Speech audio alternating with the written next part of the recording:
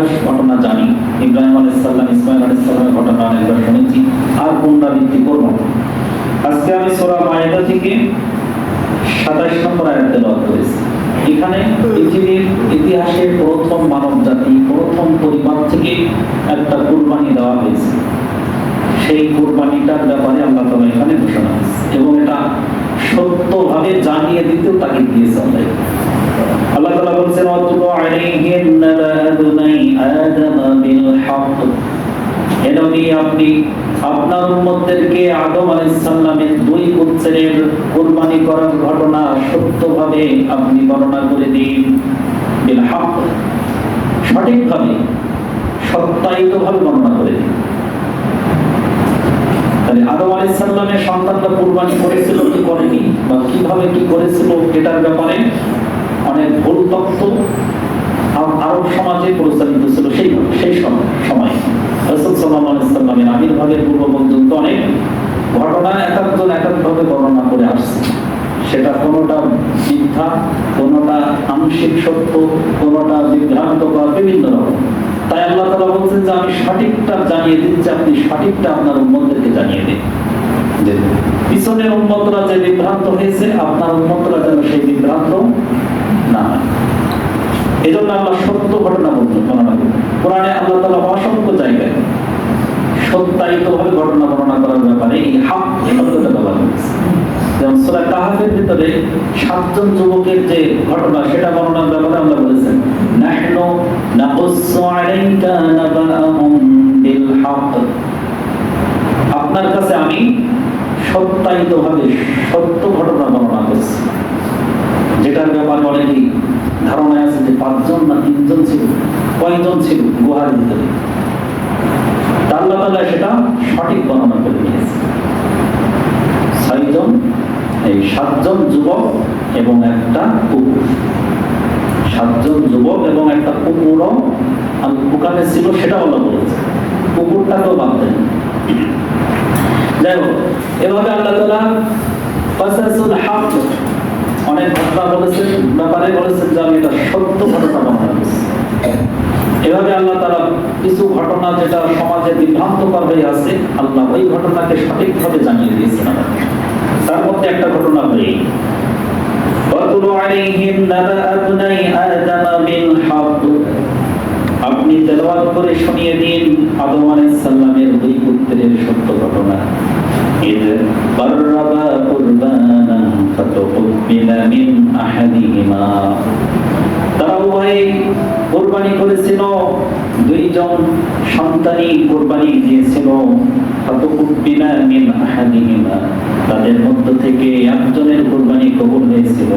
ওয়ালাম ইউতাকাব্বাল মিনাল আখার, অপরজনের কুরবানি আল্লাহর কাছে কবুল হয়নি।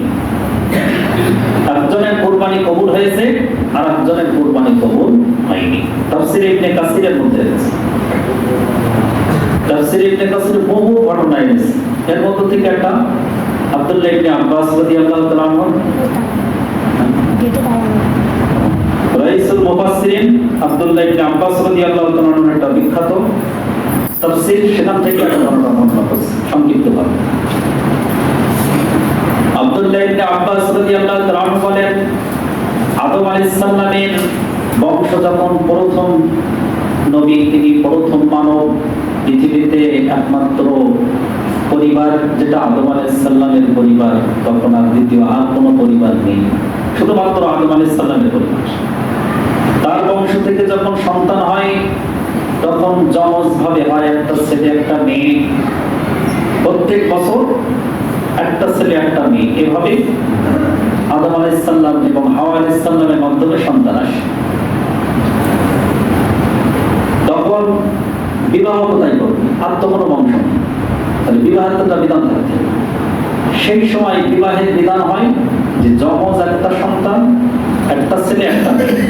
তাহলে আগের ছেলে, পরের যমজ থেকে পরের, মানে প্রথম যমজ থেকে ছেলে, দ্বিতীয় যমজ থেকে মেয়ে, আবার দ্বিতীয় ছেলে প্রথমের মেয়ে, এভাবে একটা পার্থক্য তো করতে হবে। তাহলে যমজ যে ছেলে মেয়ে, এরাই হলো পরকৃত সহোদর ভাই বোন, এদের মধ্যে বিবাহ হবে না। তাহলে আর এক বছরের জবসের ছেলে আর পূর্বের বছরের মেয়ে, এভাবে আল্লাহ তাআলা শরীয়তের বিধান করে দেন যেভাবে তোমার ছেলে মেয়েদেরকে বিবাহ দাও। এই বিধান যখন কার্যকর হতে লাগলো, এক সময় যখন হাবিল এবং কাবিল, হাবিল হলো ছোট এবং কাবিল হলো বড়, কাবিল হলো বড় আগের, এই কাবিলের সাথে যে সহদাতার বোন, এই বোন হলো সুন্দরী, আর হাবিলের সাথে যেটা আসছে এটা হলো একটু কম সুন্দরী, কেউ তো কম নবীর তো সন্তান, সেও কিন্তু সুন্দরী কম না, কিন্তু একটু কম আর বেশি, এটা নিয়ে তর্ক বেঁধে গেল।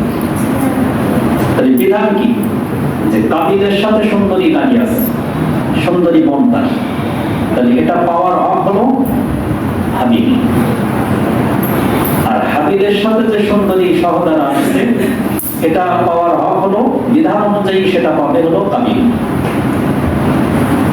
এটাই বন্ধন আল্লাহ তাআলা চূড়ান্ত ফায়সালা।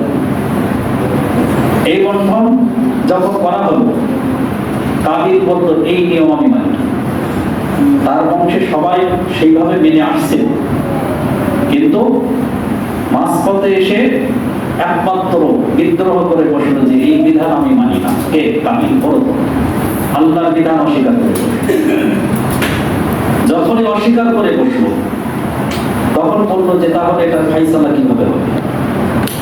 ফায়সালা হলো যে তাহলে কুরবানি করা হবে, কুরবানি যার কবুল হবে আল্লাহর কাছে সেই এটা পাওয়ার হকদারি। যেহেতু বিদ্রোহ করে বসেছে, স্বাভাবিক নিয়মটাকে সে লঙ্ঘন করে ফেলেছে, তাহলে এখন কি করবে? তাহলে বিচার আসলো যে দুইজন কুরবানি করবে, হাবিল এবং কাবিল, যেই যার কুরবানি আল্লাহর পক্ষ থেকে কবুল হবে সেই এই সুন্দরী মেয়ে পাওয়ার হকদার। এই ফায়সালা। এখন কাবিল হলো কৃষি কাজ করবে, আর হাবিল যে ছোট, এ হলো পশুপালন করবে। পশুপালন করলে যার যে সম্পদ আছে সেই সম্পদ, তখন এই কুরবানির জন্য প্রথম বিধান আসছে কি কুরবানি করে, যার যে সম্পদ আছে সেটা আল্লাহর কাছে দেবে। হাবিল কি করলো, তার পশু থেকে সবচেয়ে সুন্দর হৃষ্টপুষ্ট সবচেয়ে সুন্দর মোটা তাজা পশুটাকে আল্লাহর রাস্তায় দিয়ে দিল। আর কাবিল কি করলো, সে তার কৃষি শস্য থেকে খারাপ খারাপ দিক, নিম্নমানের দিক, সেইগুলো এক জায়গায় করে আল্লাহ দেখেন যে আল্লাহর রাস্তায় একটা কুরবানি করতে বলতো, সেখানেও তার মনের ভিতরে সংশয়, তার মনের ভিতরে খারাপ চিন্তা, খারাপ নিয়ে গেছে যে আল্লাহর রাস্তায় একটা দেবে, সেটাও সে এখানে কার্যকরী করবে। এখন সেই সময় কুরবানির বিধান ছিল, তাফসীরের মধ্যে আসছে যে আসমান থেকে কুরবানি আল্লাহর রাস্তায় পেশ করা হতো, আসমান থেকে আগুন এসে যেটা ভস্ম করে নিয়ে চলে যাবে তার কুরবানি কবুল হবে। দেখা গেল মুহূর্তের মধ্যে কাবিলের কুরবানিটা আগুন এসে, আসমান থেকে আগুন এসে সেটা নিয়ে চলে যাবে। হাবিলের কুরবানি কবুল হলো, কাবিলের কুরবানি ওভাবে হয়েই কবুল হলো না। তখন তার এবার বিধান কি হয়ে গেল, ওই মেয়ে পাওয়ার হকদার এখন হাবিল। তখন এবার হাবিল কুরবানি যখন কবুল হলো না, তখন তাকে মুক্তিটা থাকে, আল্লাহ সেটাও বলে দিচ্ছেন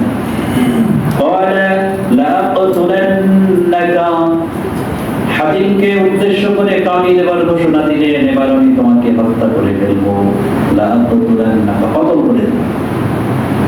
আমি এই সমস্ত বিধান মানি না, আমি এই মেয়েকে পাইতে হলে প্রয়োজনে আমি তোমাকে হত্যা করে ফেলবো। আর কাবিল কি বলল, ক্বালা ইন্নামা ইয়াতাকাব্বালুল্লাহু মিনাল মুত্তাকিন, আল্লাহ তার কুরবানি কবুল করেন যে হলেন মুত্তাকি হয়, আল্লাহকে যে ভয় করে সেই প্রকৃত আল্লাহ কবুলকৃত মাল হতে পারে, তার মালই আল্লাহর কাছে কবুলকৃত হতে পারে। তাই মুত্তাকিদের কুরবানি মূলত কবুল হয়। আর কুরবানির ব্যাপারেও যেটা বলা হয়েছে যে আল্লাহর কাছে কি কোনো রক্ত মাংস কোনো কিছুই যায় না, আল্লাহর কাছে যেটা পৌঁছায় সেটা হলো কি তাকওয়া। তাকওয়াই আল্লাহর কাছে পৌঁছায়, আর কোনো রক্ত মাংস গোস্ত কোনো কিছু আল্লাহর কাছে পৌঁছায় না। তাহলে তাকওয়াটাই মূল বিষয়। এই আয়াতের শেষেও মুত্তাকি শব্দটা দিয়েছে। তাহলে হাবিব প্রকৃত মুত্তাকি ব্যক্তি ছিল, এজন্য তার কুরবানি আল্লাহর কাছে কবুল হয়েছে। আর কবুল হওয়ার কারণে দুনিয়ার একটা সম্পদ যা নিয়ে কাড়াকাড়ি চলছিল সেই সম্পদটা তার হয়ে গেছে। তাহলে এই আয়াত থেকে শিক্ষা কি? যে কুরবানি করতে হবে আমাদের বিরাট একটা আশা নিয়ে, এই গোস্তটা নিয়ে দেন। আপনি যে কুরবানি দিচ্ছেন এইটা পাওয়ার আশায় কুরবানি দিবেন না, কুরবানি দিবেন বড় কিছু পাওয়ার আশা। হতে পারে আপনার বিশাল একটা রোগ, সেই রোগের জন্য আপনি হাজার হাজার টাকা উড়িয়ে ফেলছেন, মাসের পর মাস বছরের পর বছর আপনি ডাক্তার বাড়ি যেতে যেতে হয়রান হয়ে গেছেন, সব হারিয়ে ফেলেছেন। এখন যদি একটা কুরবানির ওসিলায় আপনার ওই রোগটা মুক্তি হয়, ওই রোগ থেকে যদি আপনি শিফা পান, তাহলে সেটা তো ওই বিশাল একটা ছাগলের চাইতে সেটা কত বড় পাওয়া। এজন্য আমরা কুরবানি দেব ওই ছোট্ট একটা ছাগল পাওয়ার আশায় না, ওই গোস্তের আশায় না, ওটা আল্লাহর রাস্তায় কুরবানি দেব আর আশা করবো বড় কিছু। দুনিয়ার আশাই করে, কিন্তু সেটা বড় আশা করে যে আমি এটার ওসিলায় একটা বিরাট বিপদ আছে, আমার এই বিপদ থেকে রেহাই দেব। আমার সন্তান হয় না, আল্লাহ যেন এই ওসিলায় একটা সন্তান দেন। আমার সম্পদ কম, বাড়ি গাড়ি নেই, আমি ঋণগ্রস্ত হয়ে গেছি, এই ঋণ থেকে বাইর হতে পারছি না, আল্লাহ যেন এই ওসিলায় আমার এই ঋণ মুক্তির ওসিলা করে দেন। আপনি বিশাল একটা পেরেশানিতে আছেন, পারিবারিক ভাবে একটা ঝামেলায় আছেন, যেটা কেউ মেটাতে পারছে না, মীমাংসিত হতে পারছেন না, আল্লাহ যদি আপনার এক কুরবানি ওসিলায় ওইটা মীমাংসিত করে দেন সহজে, আল্লাহ চাইলে কি বিরাট বিষয় সহজে সংশোধন করে দিতে পারেন না? অবশ্যই। এই জন্য আমরা কুরবানির আশা করবো। ইব্রাহিম আলাইহিস সালামের ঘটনায় কি পেলাম? এই যে এটা তাফসীর ইবনে কাসিরের মধ্যে এবার নতুন পেলাম, এই যে পশুটা কুরবানি কবুল করেছিল হাবিবের, তাফসীর ইবনে কাসিরের মধ্যে আসছে সেই পশুটাই আল্লাহ তাআলা পালন করতে থাকেন জান্নাতের ভিতরে। সুবহানাল্লাহ।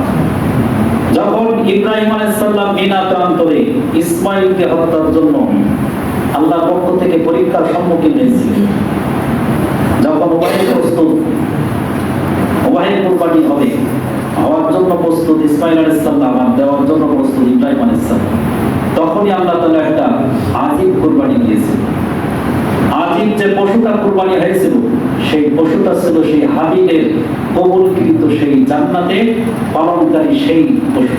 সেটাই ওই দুব্বাটা এনেই ইসমাঈলের পরিবর্তে জিবরিল আলাইহিস সালাম ওই মিনা প্রান্তরে বসিয়ে দিয়েছিলেন, ইব্রাহিম আলাইহিস সালামের শরীর দিয়েছে, তখন সেই আযীব পশুটাই কুরবানি হয়ে গেছে। সুবহানাল্লাহ।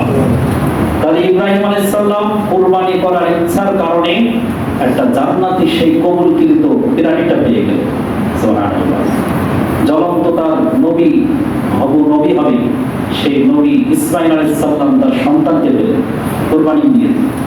শুধু তাই না, সেই ইসমাঈলের বংশে সর্বশ্রেষ্ঠ রাসূল, সর্বশ্রেষ্ঠ বালক হযরত মুহাম্মদ রাসূলুল্লাহ সাল্লাল্লাহু আলাইহি ওয়াসাল্লাম পেয়ে।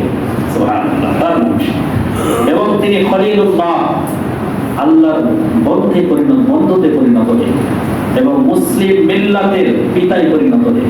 কিসের কারণে? কুরবানির কারণে। তাহলে একটা কুরবানি একজন মানুষের ভবিষ্যতের অনেক কিছু আলোকিত করে দেয়। এটাই হলো আমাদের মূল শিক্ষা কুরবানি থেকে।